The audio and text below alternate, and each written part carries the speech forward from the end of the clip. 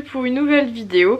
La dernière fois que j'avais fait un defait sur Sapristi, ça vous a plutôt pas mal plu. Il y a pas mal de gens qui m'avaient demandé un defait sur Mistral gagnant. Donc aujourd'hui je fais un petit defait sur mon Bibi. Je vais la tourner un petit peu comme Sapristi, je vais me mettre en voix off et je vais vous laisser sur des petites images de Mistral gagnant. Ce sera plus sympa je pense pour passer la vidéo. Alors c'est parti. Le premier fait sur Mistral gagnant, c'est tout simplement qu'il est né le 28 mars 2020 évidemment, à 1h35 du matin, donc il faisait nuit à ce moment là bien évidemment. Je pense que dehors il devait faire plutôt beau parce que la veille il avait fait beau et que le matin quand on s'est levé vers 8h, eh bien il faisait beau également, il n'y avait pas de nuages et tout, donc c'était une journée plutôt chouette, sa première journée de vie. Donc voilà, il a débuté la vie dans notre monde à 1h35 du matin. Donc il faut savoir que la mise bas était très très courte puisque la ceinture de poulinage elle a dû sonner vers 1h15, elle a perdu les os vers 1h20, quelque chose comme ça. Et à 1h35, eh bien Mistral gagnant était parmi nous, était debout et tout le monde allait bien.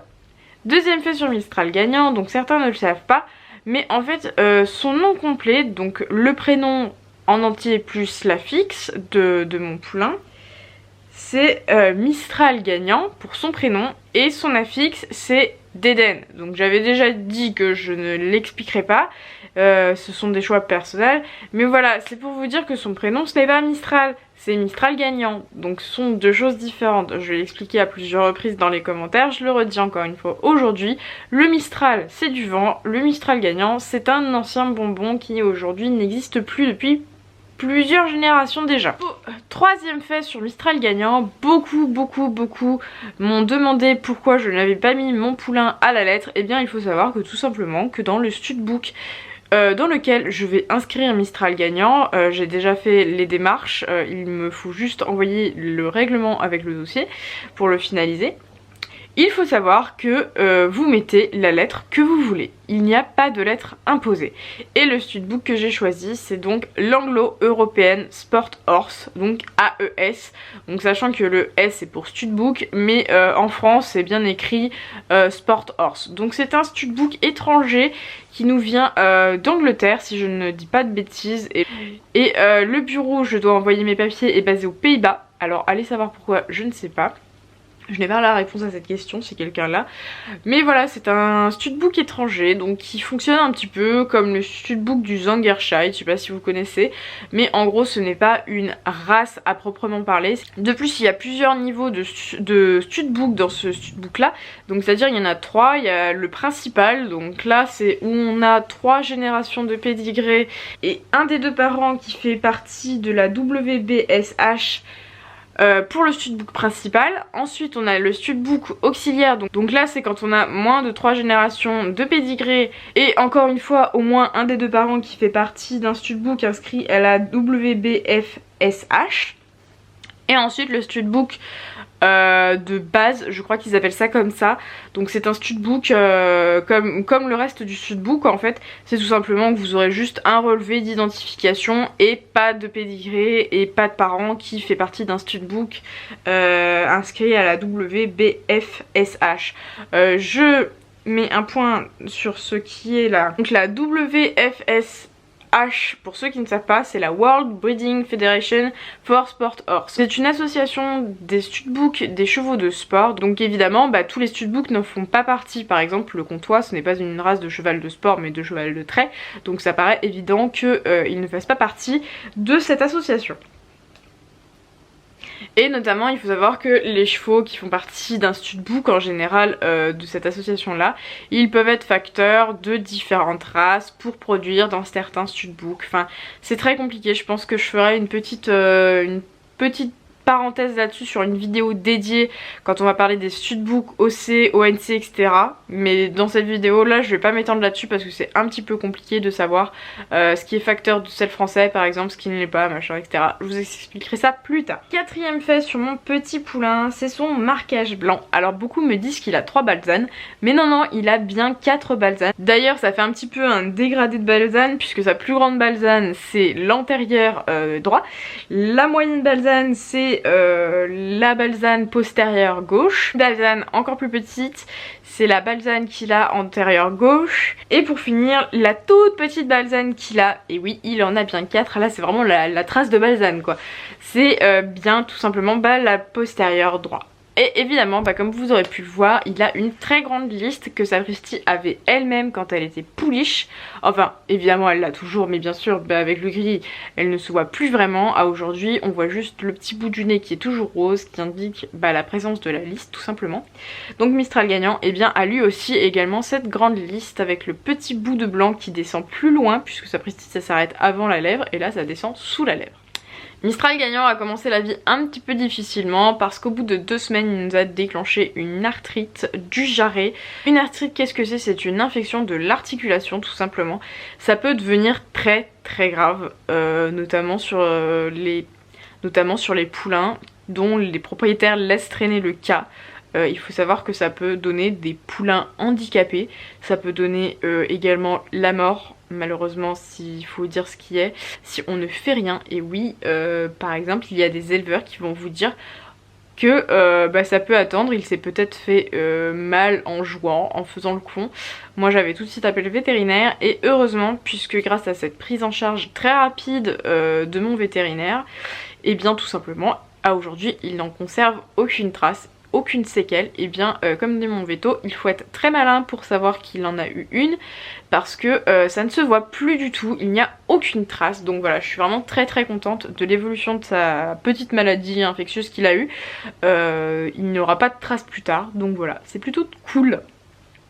Ça se finit plutôt très bien cette petite mésaventure. 6e fait sur Mistral gagnant, c'est que Sapristi l'aura porté pendant 345 longs jours. Exactement.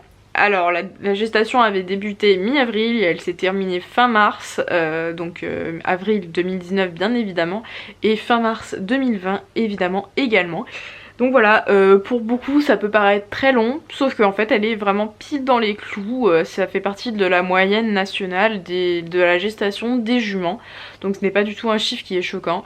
Donc voilà, je l'ai attendu pendant 11 longs mois et 11 longs jours supplémentaires. Je peux vous dire que celui-ci, il se sera fait désirer. 7e fait sur Mistral gagnant, il y a pas mal de gens qui m'ont dit que j'aurais pas grand chose à dire sur les 10 faits sur Mistral gagnant. Et bien c'est complètement faux parce que j'ai vraiment plein de choses à vous dire. En fait je pourrais vous en parler même toute la journée si je pouvais. On va parler un petit peu de son caractère. Alors Mistral gagnant, il faut savoir qu'il est très proche de l'homme, mais il ne dépasse vraiment pas les limites qu'on lui impose et qu'il comprend. Donc ça c'est quelque chose de très important pour moi. Il ne veut pas venir vous bousculer, il ne va pas venir vous mordre. Bon alors après il a peut-être un petit peu mal aux dents, donc ce qui peut expliquer aussi qu'il essaye de choper un peu tout ce qui se passe. Mais il fait quand même relativement attention. On voit qu'il va pas aller mordre l'humain gratuitement comme ça.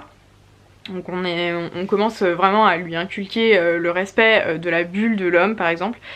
Quand il vient au galop vers moi, il faut savoir qu'il s'arrête 3 à 4 mètres avant, il repasse au pas, il ne me charge jamais, même si c'est pas forcément méchant, même si c'est pas forcément signe d'attaque ou quoi, mais il respecte vraiment, il vient au pas tranquillement vers moi, il est super respectueux, ça c'est vraiment très très cool.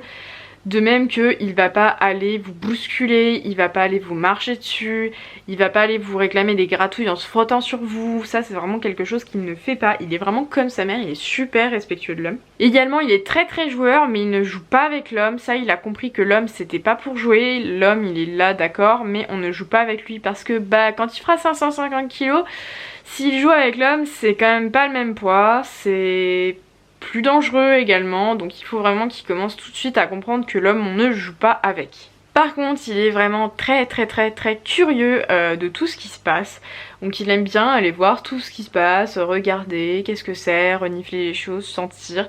Il est vraiment pas peureux par rapport à ça, contrairement à d'autres poulains qui vont avoir peur de l'homme, peur du jet d'eau, peur de quand on déplace une brouette, des trucs comme ça. Et bah lui non, il n'y a vraiment pas grand chose qui l'impressionne. Je pense qu'on n'aura pas vraiment beaucoup de mal à le désensibiliser parce que franchement il assimile très vite les choses. Vous le verrez dans le vlog de la semaine prochaine, vous verrez certains le l'ont su sur Instagram un petit peu en avant-première de ce que j'ai fait dans ce vlog là, mais vous verrez sur les images qu'il est vraiment plus curieux que peureux. mais sans pour autant aller se mettre en danger dans des situations où on peut se dire oulala qu'est-ce qu'il fait, mon dieu il va se faire du mal. Pas du tout, il est vraiment curieux mais dans certaines limites. Donc voilà, j'adore son caractère, je suis trop fan. Et pour finir, eh bien il est d'une gentillesse extrême, c'est juste ouf, il a jamais un mauvais geste envers l'homme, c'est trop cool. Pour l'apprentissage c'est vraiment génial. 8ème fait sur Mistral gagnant, c'est qu'est-ce que je vais faire avec lui plus tard en termes de travail. Alors moi Mistral gagnant, il faut savoir que je vais commencer à le travailler à pied quand il en aura l'âge. Donc travailler à pied, ça veut dire instaurer des codes, marcher en main, passer sur des bâches, passer sur des petites barres au sol en restant au pas, découvrir plein de choses, découvrir des parapluies, découvrir enfin tout ce à quoi on peut désensibiliser un cheval qui lui sera utile plus tard. Donc bien évidemment moi le travail à pied ce sera une grosse partie du premier travail que je vais faire avec lui évidemment. On peut considérer que je l'ai déjà commencé puisqu'on commence à l'habituer à diverses choses à la maison, notamment donner les pieds, le licol, machin, tout ça, rester immobile, enfin voilà. Il y a pas mal de choses qu'on commence à travailler déjà à petite dose évidemment, c'est moins de 5 minutes par jour, hein. Mais il assimile très vite, donc ça c'est super cool. Ensuite évidemment comme Sapristi je vais faire plutôt un petit peu d'extérieur, de travail en extérieur, en balade, en trotting, en galloping, en cardio, enfin un peu tout ce qu'on peut voir en travail sur de l'extérieur pour qu'il puisse décompresser également. Je vais pas attendre qu'il ait 4 ans pour partir en extérieur, bien sûr je vais commencer à sortir à pied en balade puisqu'on a des chemins qui sont totalement prisés, autant en profiter vu qu'il y aura pas de tracteur, il y aura pas de voiture, il y aura pas de piétons, il y aura pas de vélo, on pourra commencer tranquillou à sortir un petit peu quand il en aura l'âge également. Ensuite forcément on va commencer la base, on va commencer par du travail sur le plat qui va se transformer progressivement en dressage quand on va aborder le dressage un peu plus poussé, tout ce qui va être mouvement de piste, etc. Et ensuite, bien évidemment, comme Sapristi, je vais commencer à travailler sur les barres, donc pour le saut d'obstacle. Mais également, j'aimerais bien faire un petit peu de hunter, comme avec Sapristi. Pour le hunter, je ne sais pas quand est-ce que je commencerai, puisque de toute façon, ce sont des dispositifs qui ressembleront aux dispositifs de gymnastique que j'utilise au saut d'obstacle. Donc je ne sais pas encore, bien évidemment, quand est-ce que je me lancerai, si c'est en même temps que le saut d'obstacle, si c'est après. On verra bien de toute façon. On n'y est pas encore.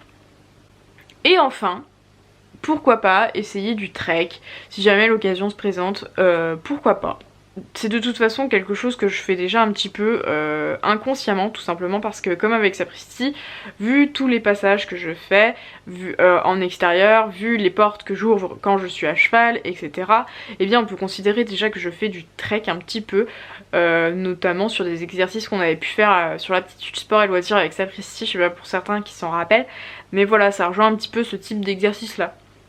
Bien évidemment, je ne ferai pas tout en compétition non plus. Il faut savoir que y en a pas mal qui me demandent si je vais le mettre sur le cross ou pas, et ça je vais répondre honnêtement, je suis pas sûre. Je ne pense vraiment pas retourner en cross, peut-être en entraînement avec Sapristi, mais avec Mistral gagnant, je sais pas du tout. Même pour Sapristi, franchement ça me paraît tendu, je sais pas, peut-être en stage. Franchement j'en ai vraiment aucune idée pour le moment, je verrai ça en temps et en heure parce que le cross c'est pas une discipline où je vais dire que je n'aime pas. Parce que j'aime ça, hein, c'est pas le problème. Mais honnêtement, j'ai peur pour mes chevaux, j'ai peur pour moi. Parce que moi, si je tombe, il faut savoir que ça peut être relativement grave. Parce que j'ai pas une santé de fer, on va dire. Donc pour ce qui est du concours complet du cross, pour l'instant, c'est vraiment en gros suspens. Je pense qu'à terme on fera peut-être un petit peu de fixe en entraînement pour qu'ils voient ce que c'est, notamment pour pas que j'ai de problème en extérieur, mais après c'est possible également que je fasse un tout petit peu de fixe sur l'extérieur, du style passer des rondins, des trucs comme ça, passer des contre-hauts, des contre-bas, mais ce sera vraiment pas du cross à haut niveau quoi. 9ème fait sur Mistral gagnant, c'est qu'il a les mêmes moustaches que son père, les mêmes vibrisses. Sapristi on a très peu et Mistral gagnant à comparer il en a vraiment beaucoup et en fait je pense qu'il tient plutôt ça de son père. Je trouve ce fait un petit peu marrant parce que je trouve ça mignon, bon c'est plutôt joli à regarder comme ça, en plus elles sont toutes blanches, chez Sapristi il y en a certaines qui sont blanches et il y en a d'autres qui sont noires, elles sont majoritairement blanches, donc voilà je trouvais ce petit fait plutôt marrant, en plus au début quand il est né c'était frisé les 15 premiers jours, là c'est un peu plus lisse, ça se voit un peu moins que quand il était poulain car évidemment eh bien, il a grandi, il a poussé comme un champignon donc ça se voit moins, mais voilà je trouve ça plutôt marrant.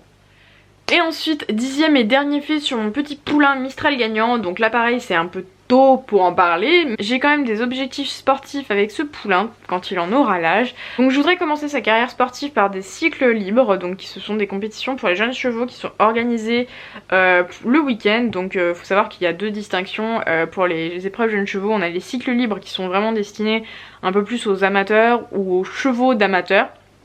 Et les cycles classiques, là, ils sont vraiment destinés aux chevaux qui sont les espoirs, entre parenthèses, pour plus tard, du style les 7 ans, ça doit être 145 cm, des trucs comme ça.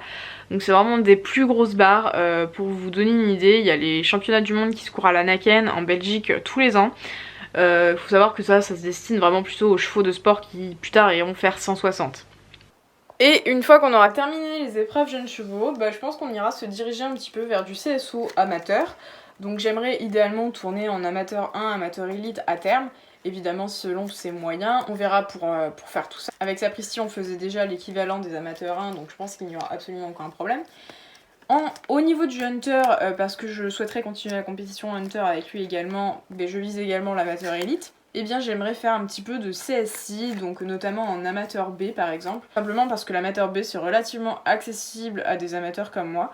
Donc voilà, ce sont des projets que j'ai en commun avec lui et Sapristi. Donc à voir sur le long terme comment ça va se dérouler. En tout cas j'ai trop hâte. Voilà, c'est déjà la fin de cette vidéo, j'espère qu'elle vous aura plu. Si c'est le cas, bah, n'hésitez pas à me le dire en commentaire. Moi je vous dis à très bientôt pour de nouvelles vidéos. Ciao!